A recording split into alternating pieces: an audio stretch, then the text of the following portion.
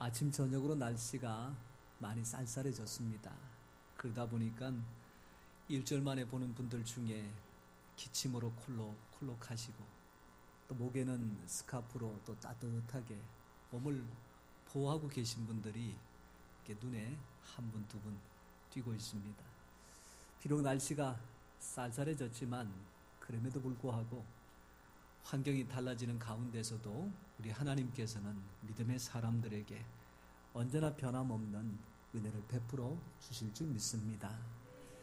감기 걸리지 않는 분들은 감기를 물리칠 수 있도록 몸을 잘 관리하는 것이 하나님께서 주시는 은혜예요. 혹여나 감기로 기침으로 고생하시는 분들은 이게 너무 길지 않아서 속히 뚝 떨쳐버리는 것이 하나님의 은혜라. 좋은 점들만 취하면 말씀대로 범사에도 감사할 수 있는 하나님의 뜻을 이루게 됩니다. 여러분, 날씨가 추워져서 물론 못마땅한 것도 없지 않아 있지만 기온이 뚝뚝 떨어지면 떨어질수록 우리 대한민국의 산천 천지를 뒤덮고 있는 이 단풍이 그냥 울긋불긋 물들고 있는 모습이 참 보기가 좋습니다. 그래서 떨어진 날씨 너무 원망하지 마시고 달라지는 예쁜 산을 바라보시면서 참 이 가을에 좋은 풍광을 주셔서 하나님 감사합니다. 그러면 우리가 환경과 처지는 달라진다고 할지라도 늘 입술에는 감사가 넘칩니다. 그런 감사로 날마다 고백하는 것 하나님의 은혜입니다. 그런 하나님의 은혜가 함께 있기를 소원합니다. 단풍이 물들기 시작하면 산을 찾는 분들이 더 많아집니다.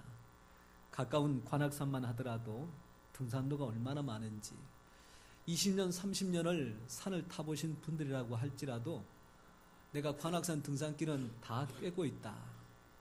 아마 안 맞는 말일 겁니다. 시작할 때는 인사하고 올라갔지만 올라가다 보면 중턱에서 헤어지고 중턱에서 헤어졌는데 산마리에 올라가 보면 또다시 그분을 만날 수 있는 것. 길 옆에 또 길이 생기고 또 길 옆에 또 오솔길을 생기니 이게 사실 관악산만 하더라도 굽이굽이 길이 수십 길이 넘는 것 같아요. 그러다 보니까 산에 올라가는 분들이 자연스럽게 어디로 가든지 정상만 가면 되지라고 하는 말. 좀 더 생각해 보자면 뭐로 가든 서울만 가면 되지라고 하는 말. 좀 더 지나치게 얘기하자면 어떤 방법을 동원하시든지 성공만 하면 되지 않겠느냐. 이런 안타까운 인생의 모습까지 등장하고 있지 않는가 싶습니다. 산을 올라가는 길은 수십 갈래라 어디로 가든지 사실은 정상에 올라가면 산을 올라갔다 그렇게 말할 수 있겠지만 정작 우리의 삶에 중요한 것들은 여러 가지가 아니라 한 가지밖에 없습니다. 여러분 집 중요합니까? 중요하지 않습니까? 도둑이 들어와서 홀라당 다 털어가도 상관이 없습니까? 하나하나 살 때마다 고민하고 가족끼리 협의하고 가격 살펴보고 샀으니 10년이 지난 것도 다 소중합니까? 당연히 소중하지요. 집에 들어갈 때 비밀번호 한 가지입니까? 10가지입니까?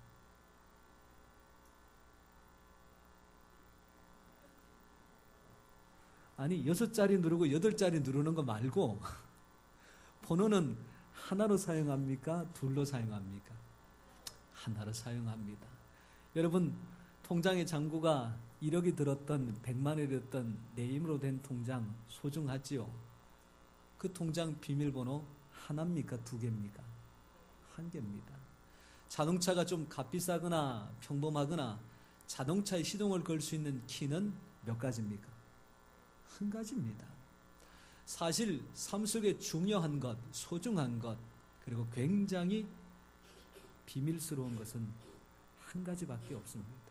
세상에 많은 사람들이 산을 오르듯이 어디로 가든 올라가면 되지라고 하는 것은 절대로 진리일 리가 없습니다. 진리는 오직 1가지밖에 없습니다. 살 길은 1가지밖에 없습니다. 생명의 길은 1가지밖에 없습니다. 그래서 예수님께서 말씀하시기를 내가 곧 길이요 아멘.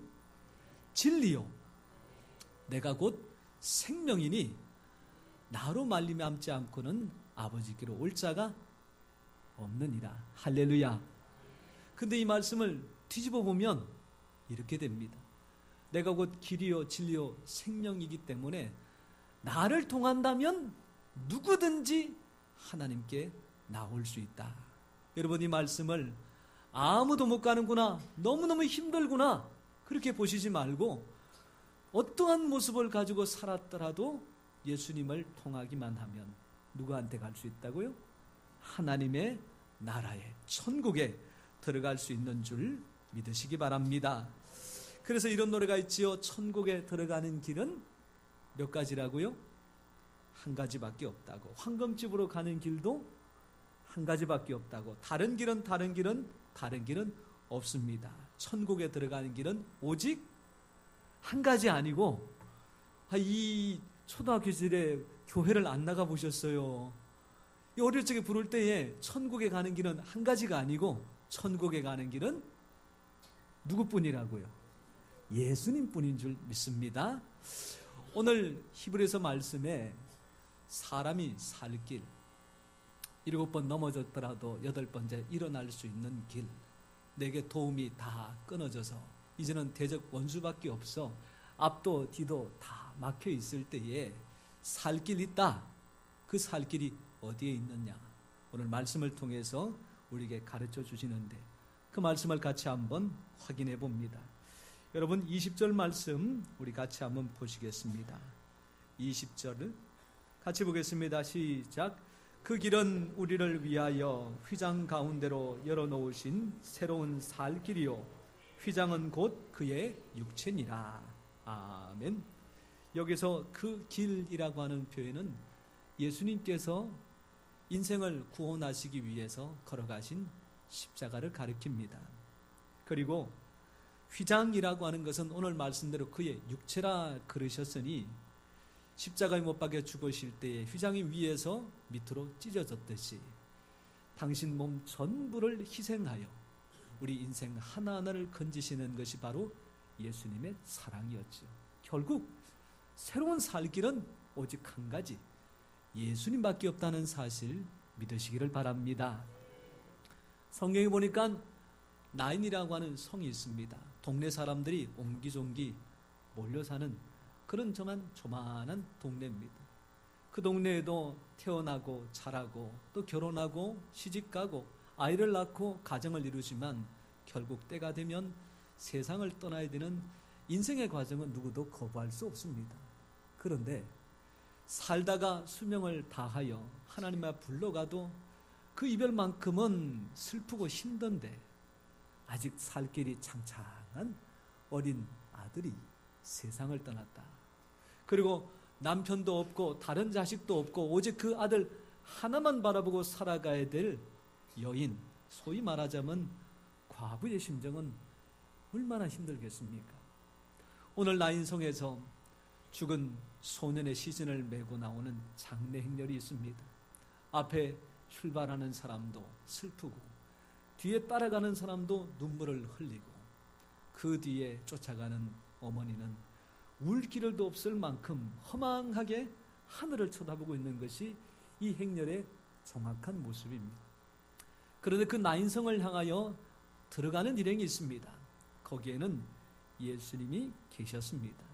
가는 곳곳마다 병든 자를 고치시고 굶주림의 문제를 해결하시고 사람들의 마음속에 참된 소망을 주셨던 예수님이 그 나인성을 향하여 들어가고 계셨습니다. 여러분, 죽음의 행렬, 슬픔의 행렬이 삶의 행렬, 기쁨의 행렬을 만났습니다. 이게 죽고 함께 슬퍼하고 같이 망해야 되겠습니까? 아니면 반대로 살고 기뻐하고 회복되어야 되겠습니까? 당연히 회복되어야 돼. 살아야 되지요. 그런데 사람에게는 이것을 해결할 수 있는 능력이나 방법이 없기 때문에 눈물을 흘리고 슬퍼하고 마음 아파합니다. 그런데 예수님은 사람의 몸을 입으셨을 뿐이지 전능하신 하나님의 아들이십니다. 그에게는 죽음을 이길 수 있는 권세가 있습니다. 질병을 당한 자를 고칠 수 있는 능력이 있습니다. 사람의 마음속에 해결하지 못하는 그 근심 덩어리를 해결할 수 있는 능력자이십니다. 주님께서 그 행렬을 만드시니 죽은 아들은 살려내어 그 어머니에게 돌려주시고 슬픔으로 말미암아 함께 고통당하는 그 동네 모든 사람들에게 그 초상집이 변하여 잔치집이 되게 하셨습니다. 사랑하는 성도 여러분, 오늘 이 시간 실망과 상처, 고통의 발걸음으로 오셨다고 할지라도 이성을 나아가실 때는, 교회를 나아가실 때는, 삶의 터전으로 나아가실 때는 주님의 주신 힘과 능력으로 회복되어 나아가시기를 축원합니다. 성경 가운데에 믿음이 좋은 소년이라고 하면 누구를 꼽을 수 있을까요? 아마 다윗, 이구동성이로 마찬가지입니다. 또 사무엘을 꼽을 수 있습니다. 또 요셉을 꼽을 수 있습니다. 그러나 여기에 포함될 수 있는 한 사람, 성경 가운데서 아주 믿음 좋은 소년의 5손가락 안에 드는 소년이 바로 다윗입니다. 다니엘입니다. 그런데 다니엘 못지않게 사실은 믿음과 신앙만큼은 인정받을 만한 다니엘의 세 친구가 있죠. 그 세 친구의 이름이 사드락, 메삭, 아벳느고. 우리는 이렇게 알고 있고 성경은 사실 그 이름을 많이 사용합니다. 그런데 이 이름은 이방 바벨론의 임금이 새로 개명하여 지어진 이름입니다. 그러니까 그 이름의 뜻 하나하나가 하나님하고는 전혀 상관이 없습니다. 그런데 그들에게 하나님과 관련된 원래 이름이 있습니다. 사드락은 하나냐라고 하는 이름인데 하나님은 자비로우시다라고 하는 뜻이고, 메삭은 미사엘이라고 하는 이름인데 하나님과 같은 자는 없다라고 하는 뜻입니다. 아벳느고는 아사랴라고 하는 이름인데 하나님께서 도우신다, 그런 이름의 뜻을 갖고 있습니다. 이들이 사드락과 메삭과 아벳느고라는 이방 신과 관련된 이름이 아니라 하나냐와 미사엘과 아사랴고 하는 하나님과 관련된 이름으로 말미암아 승리한 귀한 역사가 바로 푸누불 사건입니다. 하나님 믿는 믿음 때문에 푸누불에 던져지게 됩니다. 얼마나 뜨거웠던지 그들을 결박하여 던지는 사람이 불에 타 죽을 정도였습니다. 정작 머리털 하나 남지 않고 다 불살라 사라질 것 같은 그 3명을 지켜보는 이 왕 느부갓네살의 눈이 번쩍하고 뜨입니다. 그 뜨거운 불에 들어갔음에도 불구하고 오히려 그 속에서 3사람이 아주 기쁘고 즐겁고 평안한 모습으로 거닐고 있는 모습이지요. 그런데 들어갈 때는, 던져낼 때는 3사람이었는데 그 안에 함께 거닐고 있는 사람은 몇 명? 4명. 이 느부갓네살이 영안이 있었던지 아니면 그 육체적인 눈을 가지고도 한눈에 알아볼 수 있을 만큼 그 4번째 사람의 영광이 대단했던지 다니엘서 3장 25절 이렇게 고백합니다. 그 한 사람의 모습은 신들의 아들과도 같더라. 그 신들의 아들과도 같은 분이 그 사드락, 메삭, 아벳느고가 아니라 하나엘, 미사엘, 아사랴와 함께 하시니 머리털 하나도 상하지 않고 강건하여 깨끗하여 생명을 얻은 줄 믿으시기를 바랍니다. 예수님과 함께 했던 3사람은 죽음에서 생명으로 옮겨졌습니다. 좌절에서 소망으로 바뀌어졌습니다. 조금 전까지는 죄인으로 취급받았으나 주님과 함께한 이후에 높은 자리로 부름을 받게 됩니다. 신앙 안에서 주님과 함께할 때에 말석에 앉아 있을지라도 주께서 그를 세워 상자로 올리시고 그 속에서 하나님께 영광을 나타내게 하실 줄 믿습니다. 오늘 시간에 우리 모두는 주님 앞에 나와 있습니다.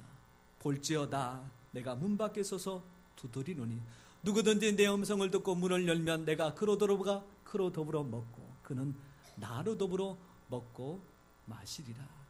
성도 여러분, 예배 구경하러 오시지 않았습니다.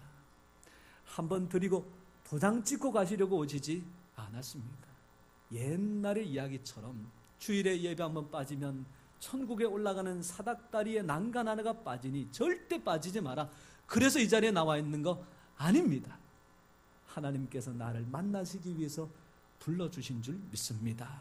덩어리채로 그냥 목양교회 성도 다 모여라 그렇게 부르신 것이 아니라 목양교회 누구 이름 석자를 불러가시면서, 때로는 가명까지 불러가시면서, 계명한 이름까지 불러가시면서, 30년 40년 전 어릴 적에 불렀던 개똥이라고까지 불러가시면서 들릴 수 있는 음성으로 우리 한 사람 한 사람을 불러주셨으니, 오늘 이 시간에 주님을 가슴 깊이 만나고 삶의 터전으로 돌아가는 우리 성도님 되시기를 축원합니다.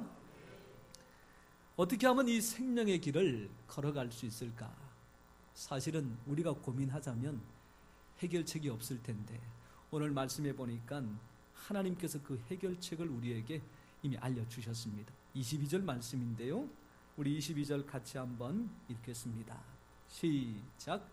우리가 마음의 뿌림을 받아 악한 양심으로부터 벗어나고 몸은 맑은 물로 씻음을 받았으니 참마음과, 할렐루야. 여러분, 제가 유명한 이야기 하나 해드릴게요. 굉장히 중요한 얘기입니다.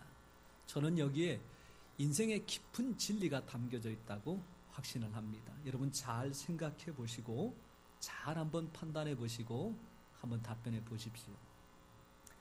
굴뚝을 청소하는 두 사람이 굴뚝에 들어가서 열심히 청소를 했습니다. 굴뚝도 닦고 벽돌도 닦고 그 안에 있는 모든 거름까지 다 제거하는 일들을 잘하고 주인에게도 칭찬을 받았습니다.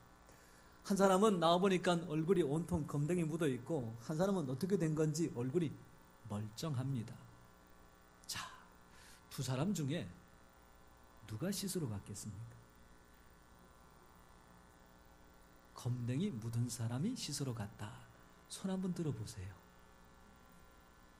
권사님 혼자 들었습니다. 누가 씻으러 갔을까요?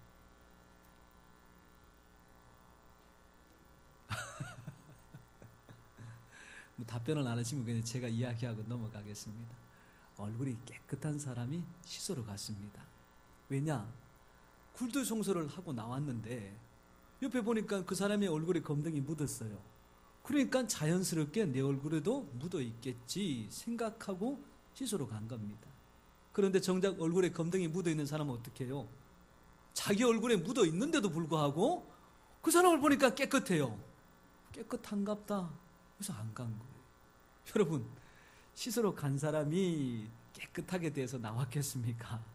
안 씻으러 간 사람이 나왔겠습니까? 세상을 살아가는 것이 굴뚝 청소하는 것과 크게 다르지 않을 것 같습니다. 다른 사람의 악한 모습, 잘못된 모습 보면서 손가락질 하지 마십시오. 여러분들 이 손가락에 나머지 손가락은 누구를 가리키고 있나요? 나를 가리키고 있습니다. 이 손가락 끝을 보지 말고 남아있는 손가락을 자세히 살피면서 오히려 나의 잘못됨과 연약함을 보는 것이 지혜요. 그것이 건강한 인격이요. 그것이 하나님의 사람들인 줄 믿습니다.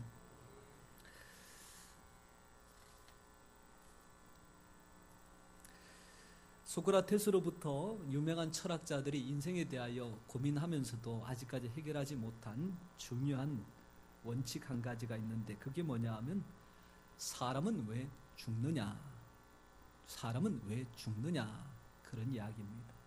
수명이 다해서, 또 어떤 사람은 게을러서, 왜? 혼만 하면 되는데 그거 하기 싫어가지고 죽었다라는 이야기도 있습니다. 그런데 이렇게 해결하지 못하는 인생의 죽음에 대하여 성경은 처음부터 끝까지 단언합니다.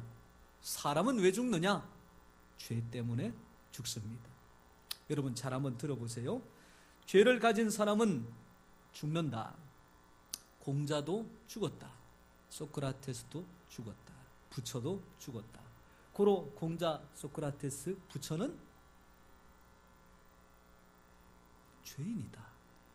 부정할 수 없는 성경의 진리요 사실입니다.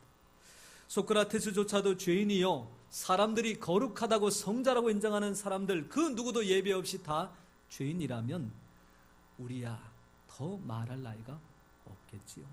깨끗한 사람 쳐다보면서 나의 더러운 모습을 망각하는 모습보다는 오히려 그 더러운 사람을 바라보면서 나도 이 한 주간 동안 알게 모르게 내 몸속에, 내 마음속에, 내 생각 속에, 내 삶 속에 얼마나 하나님께서 기뻐하지 않는 것들로 덕지덕지 묻어 있을까. 그것을 놓고 하나님 앞에 회개할 때에 하나님께서 죄는 깨끗하게 사하여 주시고 우리의 삶은 하나님의 은혜로 채워주실 줄 믿습니다. 한 소년이 고무줄 새총으로 장난을 치다가 그만 아버지께서 아끼는 오리를 맞췄습니다. 그런데 얼마나 정확하게 맞췄는지 한 방으로 그 오리 녀석이 그만 죽어버렸어요. 이게 이제 아버지한테 들키면 혼날 거 생각하고 아까운 거 생각하니까 도저히 정직하게 말씀드릴 용기는 안 생겨. 그 오리를 땅에 묻고는 아무도 모르겠거니 싶었습니다. 근데 그 집에 일을 하는 아주머니 한 분이 계셔서 집안에 허드렛 일들을 다 해주시는 분인데 그분이 갑자기 그 소녀한테 와가지고 야, 너 저기 가서 물 좀 길어 와. 아니 아주머니 그건 아주머니가 하실 일이죠. 왜 제가 해요? 그랬더니 너 새총 가지고 뭐 했지? 아니 그 말 속에는 이게 안다는 얘기입니까? 모른다는 얘기입니까? 안다는 얘기예요. 그러니까 어쩔 수 없이 물을 떠옵니다. 청소할 때가 되니까 너 청소 좀 해. 왜 내가 해야 돼요? 그러니까 또 새총 이야기. 아니 그 한마디만 하니까 얘가 꼼짝달싹 못하고 그 아주머니의 종이 되고 하인이 되어가지고 고생을 하는 거예요. 하루 이틀을 해봐도 사실은 힘든 일을 며칠을 하고 나니까 너무 힘이 들어. 그리고 그 아줌마만 쳐다보면 자꾸만 나를 향하여 너 새총 오리 그렇게 얘기하는데 그 아줌마는 보기도 쉽지 않고 아버지를 생각하니 아버지가 얼마나 마음에 속상해하실까. 그리고 자기 신세를 생각하니 너무 처량합니다. 안 되겠다 싶어서 내가 차라리 아버지한테 가서 혼나고 말지. 아버지 이만저만해서 그만 오리를 제가 죽이고 말았습니다. 아버지의 불효령 회초리 오리가 얼마나 아까운데 내가 그걸 얼마나 아꼈는데 네가 그걸 몰랐느냐 그렇게 말씀하실 줄 알았는데 이 아버지가 아들이 그것 때문에 며칠 동안 고생했던 것들을 이해하고는 이렇게 이야기합니다. 아들아, 나는 그 오리보다 너를 더 사랑한단다. 내게는 그 오리 10마리 100마리보다 네가 더 소중하단다. 이 아들의 마음속에 그 아버지의 용서가 오랫동안 고생했던 그 마음의 시름을 한 번에 해결하고 더 이상 그 아주머니의 종으로 살지 않게 됩니다. 아주머니는 그것도 모르고 그 다음날 야 물 떠와 그러는데 이제 얘가 어떻게 해요? 싫어요. 그건 아주머니 하세요. 너 새총? 아이고 그 아버지한테 다 얘기해서 아버지 용서 받았어요. 그렇게 얘기를 하니 더 이상 그 아주머니의 종이나 한이 아니라 자유한 아버지의 아들로서 살아갈 수 있게 된 겁니다. 지난 한 주간을 생각하며 하나님 앞에 안타깝고 또한 속상한 것 있을 때에 하나님 한 번만 봐주세요. 그럴 수 있지요. 그렇게 넘어가기보다 오히려 하나님 잘못했습니다. 용서하여 주시옵소서. 내 입술과 내 마음과 내 생각 하나님 다 아십니다. 그거 숨길 수가 없습니다. 하나님 앞에 내어놓으니 용서하여 주시옵소서. 그럴 때에 우리 하나님께서 동에서 서에 먼 것처럼 죄는 멀리 하시고 아들의 귀한 은혜와 권세로 우리의 모든 것들을 회복하여 주실 줄 믿습니다. 마지막으로 이렇게 새로운 살 길을 찾고 죄를 씻음받은 자에게 하나님께서 그 삶을 지속하여 살아갈 수 있는 귀한 방법으로 주신 것이 24절, 25절 말씀입니다. 제가 24절 읽고 25절 우리 성도님께서 화답해서 같이 읽겠습니다. 서로 돌아보아 사랑과 선행을 격려하며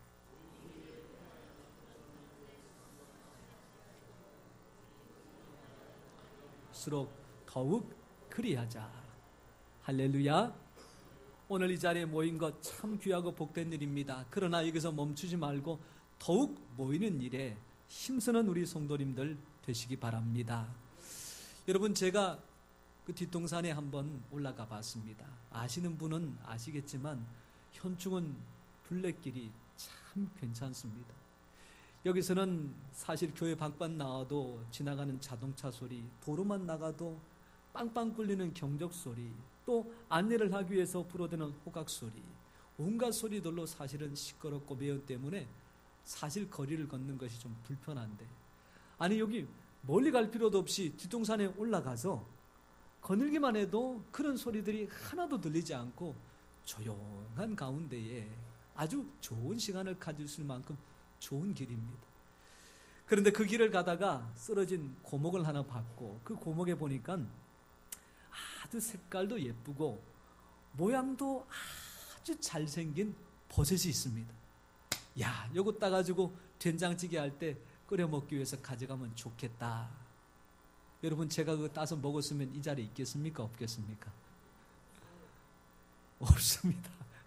여러분들, 병원 찾아서 목사가 교회 가서 독버섯 따서 먹고는 입원했다. 그것도 몰라가지고. 여러분들, 예쁘고 색깔이 고우면 이게 독버섯일 가능성이 높아요? 식용일 가능성이 높아요? 독버섯일 가능성이 높습니다. 근데 제가 한 가지 더 깨달은 거는, 이놈들이요, 혼자 있지 않고요, 그 고목 주변에 돌려서 여기도 있고 저기도 있고, 이 악한 놈들도, 독을 가지고 있는 놈들도 저거 살기 위해서 어떻게 해요? 똘똘 뭉치더라고요. 그러고 보니까 들어있는 풀이나 꽃들도 군데군데 이렇게 다 모여 있어요. 나무도 보니까 같은 수목끼리 거리를 유지하면서 모여 있어요. 새들도 보니까 각자 사는 것 같지만 3마리, 5마리 끼리끼리 다 모여서 살아갑니다. 아하, 하나님께서 태생적으로 주신 자연의 원리와 섭리는 흩어져서 살아가는 것이 아니라 모이는 것이구나. 모일 때에 힘이 있고, 모일 때에 생명이 있고, 모일 때 그 속에서 굉장한 삶의 에너지가 나타나는 겁니다. 어제 교회 장례가 있어서 아침 이른 시간에 이 전남 광주를 다녀왔는데, 집사님이 얼마나 힘드실까, 어려우실까 싶었는데, 장례가 비록 힘들고 어렵지만 거기 보니까 형제와 자매들이 함께 모여서 그 장례를 같이 감당하는데, 이게 사실 우애가 있고 또 힘을 합치니까 슬픔만 있을 현장 속에도 소망이 있어서 찾아오는 사람들이 오히려 와주셔서 감사합니다. 그렇게 인사를 하더라고요. 힘들고 어려울 때에 가족이 모이고 친족이 모이면 이 어려움을 극복할 수가 있습니다. 갔다 와서 오후에는 또 결혼식이 있어서 거기를 가봤습니다.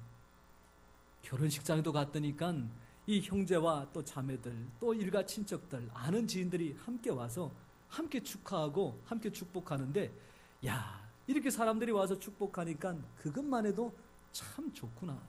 축하하는 자리에 사람들이 모이면 그것은 2배가 되고 곱이 되고 또 더 풍성해지는 겁니다.